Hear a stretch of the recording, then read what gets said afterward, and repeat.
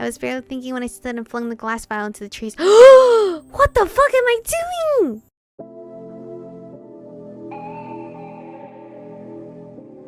We're born in the moonlight.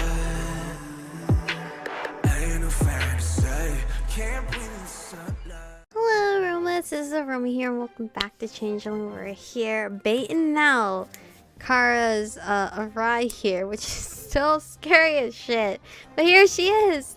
The footsteps quicken, and the lanky white figure bursts out of the mine, heading my way. She let out a long, sorrowful wail. Every hair on my neck stood up.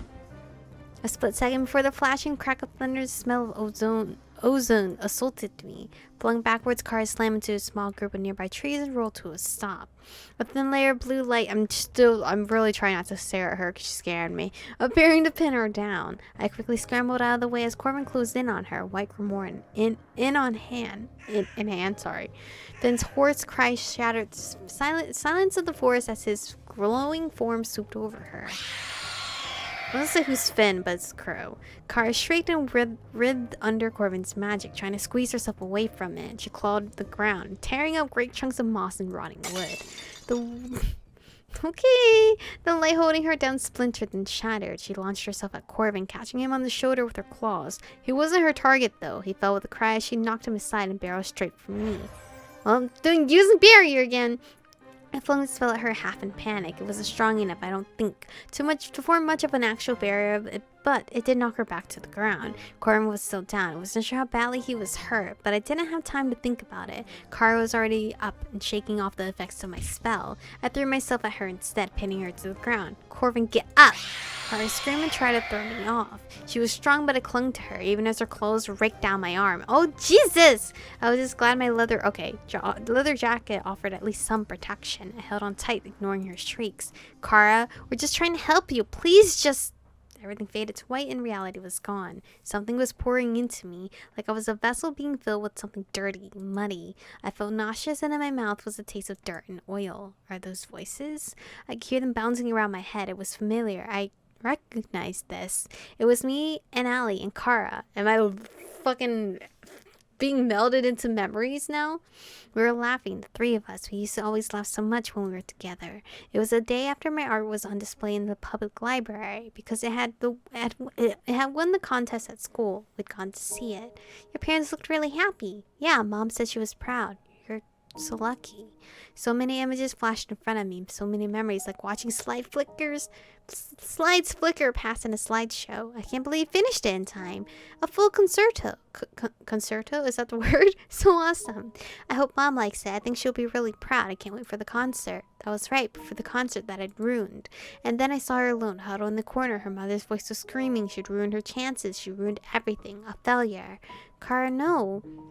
Reality faded back in. I was still clinging to her. I didn't know how many seconds had passed, or how I'd seen any of that, but I understood now. Kara never wanted that. She never wanted that stupid career or any of the things her mother wanted. She just wanted to play piano, and she wanted her mother to be proud. She dreamed for it, and it lost it all. My tears wet us both as I cried. She was fighting less. I didn't know if it was because she had tired herself out, or because she had seen it too. I pressed my head against hers and held her tightly. She shuddered and let out a whimper. I'm proud of you, Kara. I've always been proud of you. Allie's proud of you. Fuck your mom. She doesn't.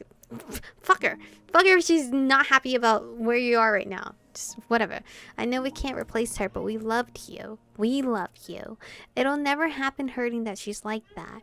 But you can be happy without her, Kara.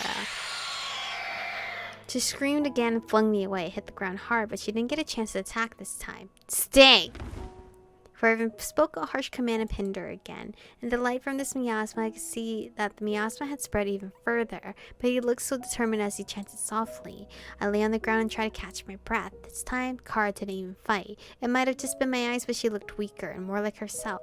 Corvin spoke softly, but with so much force I could almost feel the pressure from the words. Kara screamed, clawed the ground, and just seemed to shrivel. Black smoke poured off of her, like she was on fire. And finally, the rat crawled off her. It was like watching a lizard shed its skin. Kara was left behind, small and pale and unconscious. The rat rapidly shrank back down the size of a small animal and curled up next to her, whining softly. I staggered to my feet, my entire body burning. The rat, what was left of it, was small, a sad-looking feathered thing. Ugh. You call it... Okay. Uh, uh, I'm really praying this stupid potion will explode in my pocket or something and like seep into my skin by now. He collapsed forward on the ground. Corvin! Forgetting Kara and her dream, I ran to him. Corvin, look at me. Are you okay? He coughed weakly but smiled up at me. The black mark looked bigger than before. Is it consuming you? What should I do? How can I help? He shook his head. I'll be fine. No, you won't. You're bleeding in the miasma. Michiko, we need to call Vilos. I can... Wait, you're not dying on me, are you? I haven't had a character die on me yet. I've died on them. Michiko? What? You have to drink the potion Brenna gave you. No more time. Wait. How do you know? How do you know? I checked my phone. He was right. Only 3 minutes left. How did you even know about that? Did you really think you'd keep a secret from me? Yes. For once, maybe. But if I drink it, this body will turn to fairy. And I didn't even know where I'd end up or what state I'd be in. There wouldn't be anyone left to help Corvin. I'll contact Vilos. Someone has to stay here with you. Your shoulder needs to be... Michiko, just drink it. Please, you have to before your time is up. I can't leave you here alone. He grabbed my hands. I'll be fine. You're such a liar. I was barely thinking when I stood and flung the glass vial into the trees. What the fuck am I doing? What? So you want to kill yourself is what I'm getting. You want to kill yourself. Corvin would have been fine. The rye's gone. He tried to sit up, groaning in pain. I knelt next to him and peeled his jacket back as I pulled the scarf off. Why? I'm not leaving you here alone. You and Kara need help. What the fuck? I would have spawned semi-close. I wrapped the scarf tightly around his injured shoulder. Bro, I'm so dead in this route. I wasn't sure it would stop the bleeding, but hopefully it would help. I quickly pulled up Vilos' contact information and sent a flurry of texts, thankful I still had service. I sent the same messages to Allie and Spencer. You shouldn't have done that, Michiko. What happens if you're more important to me than that? I can't drink that without knowing you're safe. I'll find another way. And if not, I didn't know. If I had to go to Fairy, then fine. I'd claw my way back out again if I had to. But I wasn't going to leave him bleeding in the forest with a miasma infection taking over his body. Couldn't I just technically... like, texted and messaged them all that while drinking the thing? Because it's what? Stay here. I'm going to check on Kara. That's what I intended, but when I stood, a wave of dizziness washed over me and my vision faded. Oh, great. What happened to me? I felt like I was pitching headlong into darkness. The world turned upside down. I was falling, or at least it felt like it. I tried to fight the darkness that swept in around me, but this time it wouldn't let me go. The part of me that was me was flung far away, like being swept toward the end of a long tunnel. I tried to cry out, but my voice was silenced. Finally, I knew no more. Am I dead? Corvin tried to struggle up, but overcome by pain, sank back into the wet leaves, watching the scene before him helplessly. Red hair faded to white. And Michiko was gone. Oh, fuck. This is the bad ending. How reckless you are, both of you. But surprisingly, you're very kind, especially for a wizard. You are... I was once called Ryul, though it has been many years. You were the fairy. The host, yes. Where's Michiko? She didn't... He winced and coughed. Oh, fuck, dude. A little stream of black bellowing out of his mouth. The fairy watched him curiously. She'll be returned soon enough. Why? She tossed the potion away without drinking it. Yes, for your sake and the sake of that child there. The fairy laughed dryly. She even borrowed my magic to save her, the cheeky brat.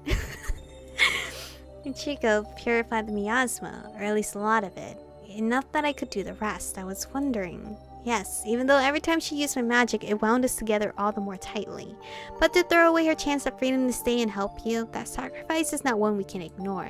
She crouched beside him. A sacrifice? Broke the contract. Something like Michiko having a pure heart. The fairy laughed at that. Has there ever been a human with a truly pure heart? Still, sometimes they can overcome us with things like this, or like that. We are strong, but not enough to have power over someone who will throw away all she cares for. So my self-sacrifice broke the contract? Holy fuck. For the sake of someone else, and the vial was her future, and she didn't even hesitate to fling it away. You're surprisingly reasonable for a kidnapper. She narrowed her eyes slightly as she studied him. So, pillar of the human world, you're dying. What? Wait, what? Looks like it. The miasma has set in and destroying you from the inside. Yeah. You just cleaned him out? She set a hand on the center of his chest. The gold light enveloped. Oh, she used her purification. Enveloped the deep gash on his shoulder, then his entire body. Why are you helping me? He looked down at the healed injury with shock. You purify the miasma as well, but why? I was gonna full-blown cry. Purifying this level of miasma is nothing for me. Your skills are simply lacking. Corvin grimaced, but the pain has eased significantly. The black tendrils that had been spreading over his face receded. But why? You are foolish, little pillar. As are you all. So angry and terrible, so stupid and so very kind sometimes. She brushed his pale curls away from his eyes before she stood and turned away. We also can be kind, you know? I'd be a monster if I could live all this time with that child and remain unmoved by her tears. Oh, my emotions. It kind of saved me. Rio stopped and looked at me seriously, her eyes shining in the dark. I'm really sorry. I'm sorry for what you will find when you return to her. Like what? Like I can't remember anything? Cause that's okay. Cause he'll just fix that. With more memories. Her body faded from sight before he could ask what that meant, and Corvin saw a small wisp of moonlight flow into the trees and vanish. Corvin staggered to his feet and went to check on Kara. He had to get her back home. He would just drop her off at the club for Violet to deal with, and then he'd go find Michiko. It was sometime later when Corvin stepped out of the closet, glass crunching under his boots as he went to see if anyone else was home. This is so weird, because we're not in our own point of view. We're in like Corvin's. The house really was a mess. They'd have to work hard to fix it up before Michiko's parents returned. The moment Corvin stepped into the hall, he could hear voices downstairs. He rushed down to the kitchen, boots thundering down the stairs 2 at a time. Oh wow. Hi. He was surprised to find you and Spencer there. Allie was there as well. She saw him first. Corvin, thank God! What on earth happened? He didn't answer her. Michiko. She was sitting in the kitchen chair, staring blankly at the wall. Something was wrong. What the fuck? As soon as he saw Corvin, Spencer ran to him and grabbed him by the shoulders, tears running down both his cheeks. Oh no, Spencer's crying! What's wrong with her? When did she get back? Just now. Something's wrong. She's not responding to anything we say. Not really. If we tell her to do something, she does it. But it's like no one is home. Oh my god, what ending did I get for us? I was trying to clean up when I saw someone outside. She was just sitting on the doorstep. What's wrong with her? She won't talk to me. She won't do anything. Corvin went to Michiko and leaned down, peering into her eyes. It was like looking into an empty house with all the lights off. Michiko? She didn't respond or look at him. He sighed. So this is what the fairy meant. It was pretty much the worst possible outcome. Bro, I'm so sad. Corvin, what's wrong? Her soul is completely torn apart. Oh my god, what the fuck kind of ending is this? Hello? How'd I get here? How'd I get here as you rewind all the previous episodes of me choosing wrongly? But she's alive. How? You can live without a soul. People do it every day. It's not much of an existence, though, if you ask me. Her body's alive, yes, but she said their souls had become even more entwined. Who? The other one. The fae whose body Michiko's been stuck in until now. They returned the body, but without a soul. It's just a shell. It's not Michiko. Will she stay like this? Corvin frowned. Was it impossible to help at this point? Her soul was so shattered. And a pretty big piece of it must still be trapped in that fairy's body. But if they could get that part back in her body... Spencer, you and Michiko were born in this town, right? Yes, but what has that? You lived here until we were 12. What are you planning, Corvin? I don't know if it's possible, but if any of her childhood memories are lurking around this place, we might be able to gather them up. Do you think you can help her? I don't know, but I'm going to try. He gave Spencer a tired smile. Don't give up hope just yet. Not while I'm still here. Corvin! What kind of fucking round is this? This round's fucking me up all over the place. The 7th crow. Oh, so it's not bad ending yet? This is how it's supposed to be played out? Stay there. Don't let it get past you. The little creature they were after was not cooperating. It skidded toward one of the others on spidery legs, trying to get between their feet. Both of them crouched low, ready to stop it if it attempted to escape. It didn't get too far enough to even try. Corvin chanted something softly and the small creature fizzled. Corvin went to it and picked it up, carrying it to Michiko. Well, here's another one. He set it on her lap and it dissolved into light, fading into her and vanishing. What the fuck? Spencer and Allie both breathed a long sigh of relief. Ugh, that one was hard. It was so small too. Sometimes the smaller ones are more difficult. They can be pretty crafty and they're usually harder to see, even for me. They're still a complete blur for me. I've gotten to where I can see them pretty well, especially the bigger ones. Look at Spencer, man! You're developing a surprisingly strong sensitivity to the paranormal. I'm surprised you can see them with any clarity at all. Then again, so can Michiko. Allie wandered to Michiko, leaning down to peer at her. There was really no visible change yet. You really think he's been developing sensitive for a long time now? Wait, what? Probably, given what Michiko's told me. I imagine they both had a talent for seeing the supernatural even as kids. Coming face to face with Araya possessed Kara probably was the only push he needed to fully awaken that ability. Oh, okay. I really don't care when it started. I'm just glad I can be of some help. Aww, this route is sad. It's making me real sad. It's making me really, really sad. But this is where we're going to end for today's episode. Also the end of my pre-recording session for this session. Because I have so many more to do. But anyway, thank you guys for watching today's episode. I really don't know where this is leading me. But his route is completely different from all the other guys. So I feel like he might conquer first place just because of how this is written. As much as I love Mark. Mark is still very much #1 right now for me.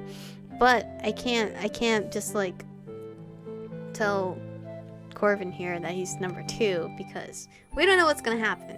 Anything can happen within this chapter. So thank you guys for watching. Stay beautiful, and I'll see you guys in the next one.